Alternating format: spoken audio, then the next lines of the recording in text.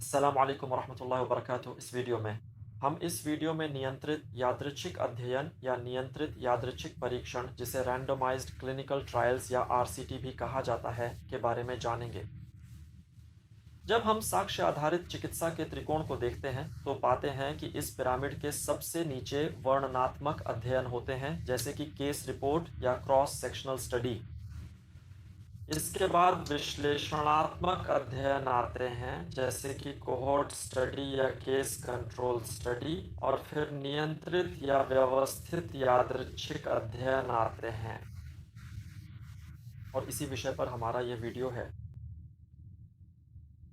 इसी के समान शक्ति वाली होती है व्यवस्थित समीक्षा अध्ययन या मेटा विश्लेषण अध्ययन, जिन्हें मेटानेमेसिस भी कहा जाता है। यहाँ हम नियंत्रित और व्यवस्थित यादृच्छिक अध्ययन रैंडमाइज्ड कंट्रोल्ड ट्रायल्स पर ध्यान केंद्रित करते हैं, जो इस पिरामिड में लाल रंग में दिखाए गए हैं। इन अध्ययनों को सबसे मजबूत प्रकार के अध्ययन माना जाता है, क्योंकि इनमें प्रतिभागियों को दो समूहों में यादृच्छिक रूप से विभाजित किया जाता है। एक समूह को नया इलाज दिया जाता है और दूसरे समूह को कोई अन्य इलाज या प्लेसिबो, नकली इलाज दिया जाता है।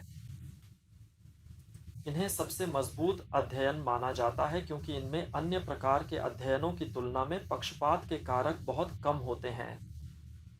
इन अध्ययनों की विशेषताओं में यह भी शामिल है कि मरीजों को यादृच्छिक रूप से विभाजित किया जाता है और कुछ मामलों में इलाज को छुपाया भी जा सकता है।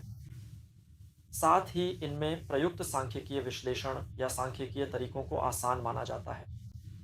इसके अलावा अध्ययन समूह को स्पष्ट रूप से परिभाषित किया जा सकता है, लेकिन इसकी एक कमी यह है कि इलाज की अवधि या अध्ययन की अवधि लंबी होने के कारण लागत अधिक होती है, इसलिए लागत बढ़ जाती है।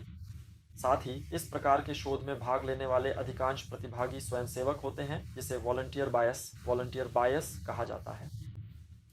इसके अलावा कभी कभी इस प्रकार के शोध को करते समय वैज्ञानिक अनुसंधान की नैतिकताओं के साथ कुछ टकराव भी हो सकता है।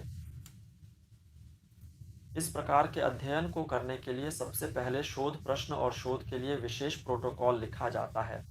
इसके बाद इसे वैज्ञानिक अनुसंधान की नैतिकता समिति या आईआरई एथिकल रिसर्च कमेटी को भेजा जाता है।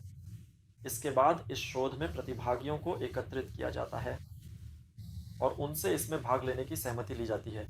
फिर उन्हें यादृच्छिक रूप से विभाजित किया जाता है और यदि संभव हो तो उपचार को उनसे छुपाया जाता है तथा अध्ययन की पूरी अवधि के दौरान उनकी निगरानी की जाती है, जब तक कि अध्ययन का समय समाप्त नहीं हो जाता। इसके बाद प्रत्येक समूह में मामलों की संख्या की गणना की जाती है, उन मामलों की आपस में तुलना की जाती है और आवश्यक सांख्यिकीय विश्लेषण किया जाता है। इस चित्र में यह दिखाया गया है कि किस प्रकार वितरण किया जाता है अध्ययन के नमूने का यादृच्छिक रूप से वितरण।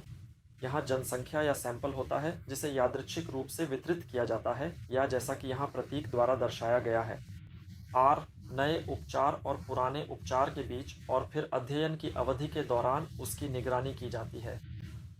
इसके बाद प्रत्येक समूह में मामलों की संख्या की गणना की जाती है।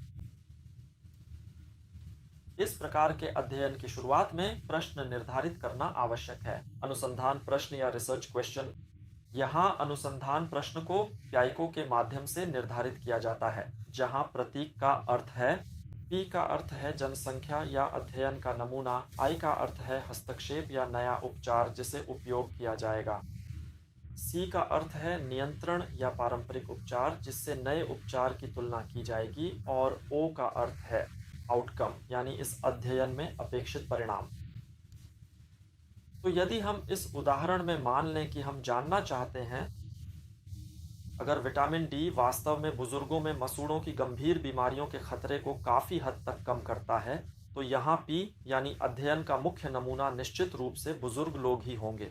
नया प्रस्तावित उपचार निश्चित रूप से विटामिन डी है, और सी यानी वह समूह जिससे तुलना की जाएगी वे ऐसे व्यक्ति हैं, वे लोग जिन्होंने विटामिन डी नहीं लिया या जिन्हें हम प्लेसिबो कहते हैं, और यह है आउटकम यानी अपेक्षित परिणाम। वे परिणाम जिन्हें हम देखना चाहते हैं और जिनकी अपेक्षा है वे हैं पीरियडोंटल डिजीज या मसूड़ों की बीमारियां। जैसा कि इस ग्राफ में दिखाया गया है, अध्ययन के नमूने को दो समूहों में बांटा जाता है, फिर उनकी निगरानी की जाती है और देखा जाता है कि प्रत्येक समूह में मसूड़ों की बीमारियां कितनी होती हैं। शुरुआत में या तो पूरा करने के बाद, शोध प्रश्न निर्धारित करने के बाद मरीजों की सहमति ली जाती है और यह देखा जाता है कि वे अध्ययन के विषय के लिए कितने उपयुक्त हैं, और इसे यादृच्छिक रूप से विभाजित किया जाता है ताकि दोनों समूहों के बीच पक्षपात को कम किया जा सके। यादृच्छिक विभाजन करने के लिए ये तरीके हैं, जैसे सिक्का उछालना, फ्लिप ऑफ कॉइन्स, या कुछ यादृच्छिक सांख्यिकीय तालिकाओं, रैंडम नंबर टेबल्स का उपयोग करना, या कुछ कंप्यूटर प्रोग्राम्स का उपयोग करना जिनकी मदद से उन संख्याओं को यादृच्छिक रूप से प्राप्त किया जा सकता है। इसके बाद लोगों को दो समूहों में बांटा जाता है। एक समूह को नया इलाज दिया जाता है, जिसमें या तो पूरी तरह नया इलाज दिया जा सकता है या पहले से मौजूद इलाज, लेकिन उन्हें यह इलाज नई या अलग अलग खुराकों में दिया जाता है, या फिर उन्हें नया इलाज पुराने इलाज के साथ दिया जाता है।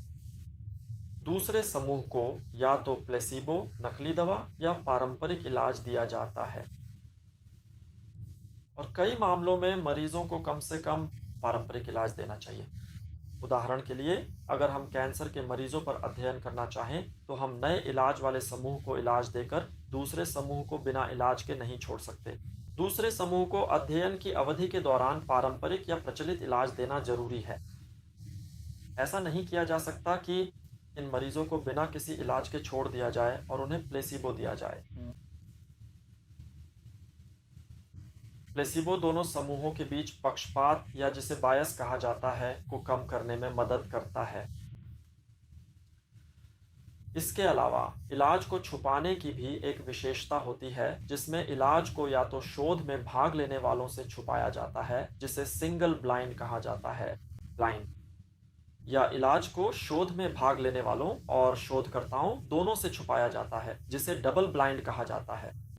कभी कभी इलाज को शोध में भाग लेने वालों, शोधकर्ताओं और शोध प्रबंधन से भी छुपाया जाता है, इसे ट्रिपल ब्लाइंड कहा जाता है। इस कदम का उद्देश्य शोध की गुणवत्ता सुनिश्चित करना और उस पक्षपात को कम करना है जो इस तरह की अध्ययनों में हो सकता है। लेकिन कभी कभी इलाज को छुपाना संभव नहीं होता। उदाहरण के लिए, यदि किसी अध्ययन में दवा देने की तुलना सर्जिकल उपचार से की जा रही है, तो मरीजों को अपने इलाज का प्रकार पता चल जाएगा, और इस स्थिति में ब्लाइंडिंग या इलाज को छुपाना संभव नहीं होगा। इसलिए इसे कुछ प्रकार के अध्ययनों में लागू नहीं किया जा सकता। यह इस बात पर निर्भर करता है कि शोधकर्ता किस विषय पर काम करना चाहता है। और फिर इसके बाद अध्ययन की अवधि के दौरान मरीजों की निगरानी की जाती है, और यहाँ यह बहुत ज़रूरी है कि लगातार फॉलोअप किया जाए ताकि कुछ मरीज अध्ययन से बाहर ना हो जाएं। यह लगातार निगरानी के माध्यम से किया जाता है, या शायद उन्हें अध्ययन में बनाए रखने के लिए उन्हें कुछ धनराशि दी जाती है, या मरीजों, उनके परिवारों और दोस्तों के नंबर लिए जाते हैं, या उन्हें परिणाम समय समय पर उन्हें दिए जाते हैं ताकि वे अध्ययन में बने रहें। लेकिन अगर अध्ययन से बाहर होने वालों की दर 30% से अधिक हो जाती है तो इस अध्ययन पर कुछ आपत्तियां उठने लगती हैं, और अध्ययन की अवधि समाप्त होने के बाद प्रत्येक समूह में संक्रमणों की संख्या, परिणाम या अपेक्षित निष्कर्षों का पता लगाया जाता है और उनकी आपस में तुलना की जाती है।